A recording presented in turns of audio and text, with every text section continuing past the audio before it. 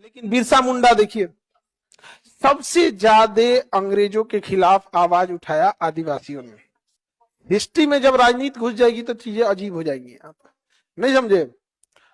तो जब उसमें पॉलिटिक्स चली जाती है ना हिस्ट्री के अंदर, तो बड़ा उटपटांग हो जाता है।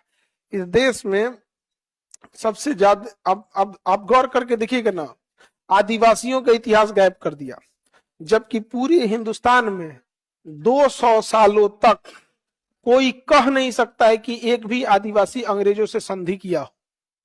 और ये जितने राजाओं महाराजाओं का आप नाम सुनते हैं और ये बहुत ज्यादा महिमा मंडल सुनते हैं, ये सब अंग्रेजों के साथ जाके मतलब संधि किए थे, सब संधि किया था कि मार दो किसी को, चाहे वो ग्वालियर के राजा हो, चाहे जयपुर के राजा हो, चाहे कहीं के राजा हो, सबने संधि किया था यहाँ पर। लेकिन एक भी आदिवासी ने संधि नहीं किया। इन लोगों ने संधि भी कर लिया और कहते हैं कि हमको पढ़ा नहीं रहे हो। कौन सी पढ़ाएं? देर पढ़ाएंगे तो बेइज्जत हो जाओगे। पढ़ा दें सिंधियों का इतिहास, झांसी की रानी के अंतिम संस्कार पे रोक लगाया था, तुम क्या ही बताएंगे।